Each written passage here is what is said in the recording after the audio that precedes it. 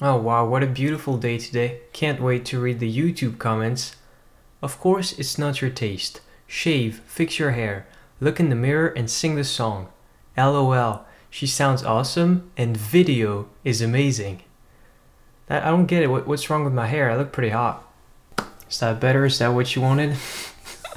Oh man, I can't wait to shave and cut this hair. I've been waiting on this bit for a while. So Metropolis just uploaded. Let's just get right into it.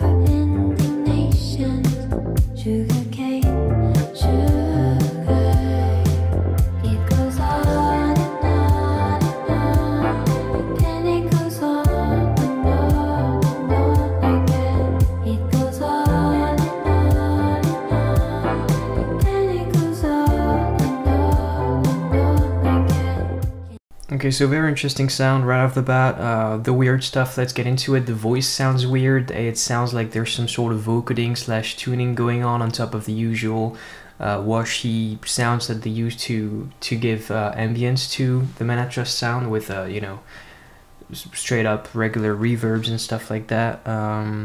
We have a pretty quiet snare compared to the rest of the drum kit, but even the drum kit itself is slightly quiet compared to what it could be in this song, to leave space for the ambience, you know, leave space for those washy, more elongated guitar tones, and of course the vocals, but also that cool slap-like bass that sounds like a fake bass.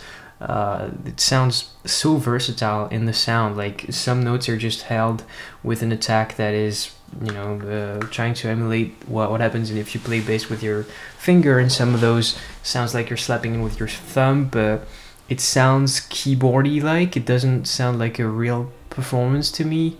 The bass could be, but maybe quantized or something. It sounds very on point. It sounds very straight in time. Let's see what the rest has to offer.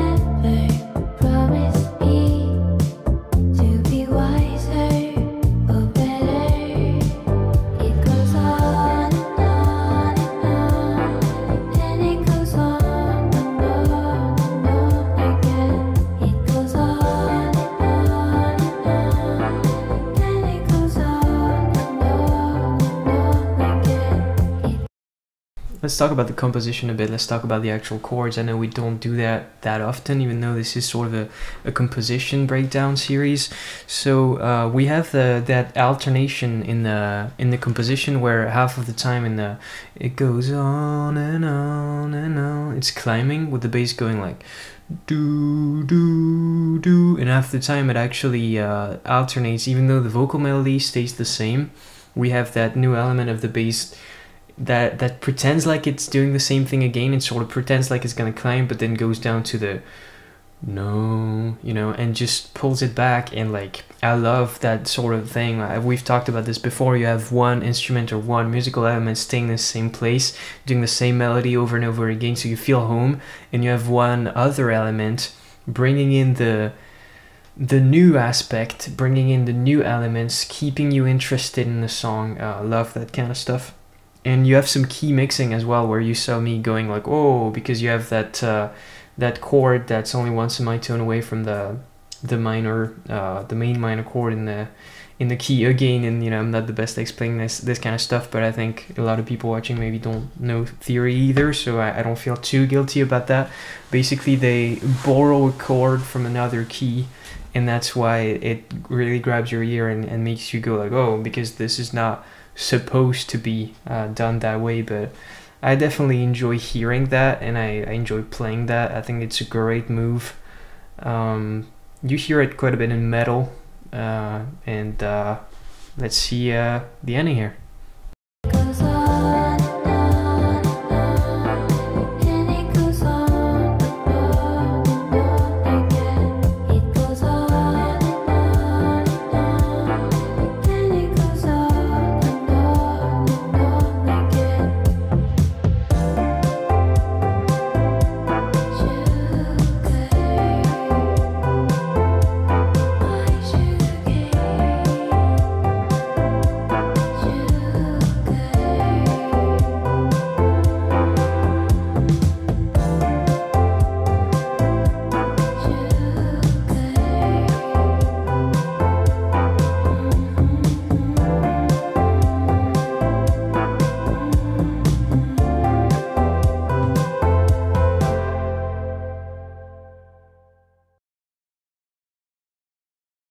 Man, that band is really interesting to me. I'm so glad I started this whole series with this band, because what they do is so genre blending. I feel like I hear so much of the regular indie stuff that is not necessarily super surprising to me when I hear this sound. It's like very laid back, very chill. It's kind of music you can wind down to.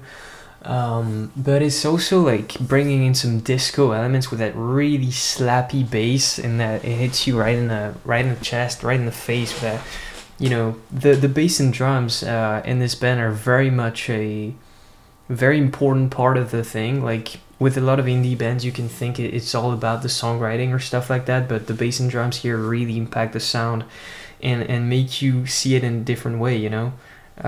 This is a completely different experience than like an acoustic performance of the same song, I imagine. So like in that sense, I think that band sort of that's their way to express how they're different in the indie scene, I guess. And in the end, in that outro, I love how the drums become more present. I had pointed out that they were a bit quiet, and you know, it's not always so bad to mix things quiet, because it gives you options. If everything is as loud as it can be, you can't do anything. You can pull things down, but it's just gonna sound weird.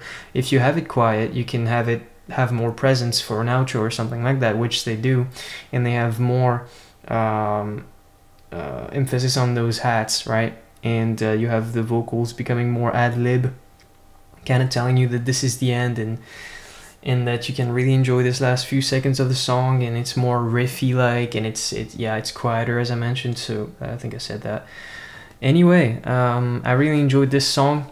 Cool sounds, cool composition tricks, and cool progression overall. But you know, I have seen some of the Menacha stuff, and the videos are not out yet, and I think they don't have a huge dynamic, whether it's, you know, between the choruses and the verses. Like this song sounds very much like it's one thing, you know. It's slightly hard to tell where something begins and ends, and you can tell, but it's again, it's not very hooky, it's not very memorable, it's not trying to be so catchy. So that's why I appreciate them switching things up and doing those key mixings and having that bait and switch with the climb that you think is gonna stay there in the chorus, but then just goes down to the minor chord. And you know, I absolutely love that stuff. So simple, so smart. Simplicity is you know, it's maybe it doesn't get enough credit in music. And they might not even know what they're doing, you know. They might not understand.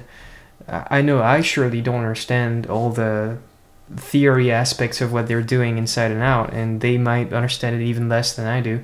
I doubt it, but it is the case with some musicians. Some musicians are not trained to understand theory, and they still have an ear for it, and they are able to make those switches to make their song interesting, whether they can explain it to, let's say, a classical player or not. So yeah, just something to think about, many ways to make music. I really enjoyed that song. It's a really chill vibe. I'll catch you guys later. And if you enjoyed that, you can leave a fat like on the video, because you know, you can't, if you dislike it, it's not gonna do anything anymore.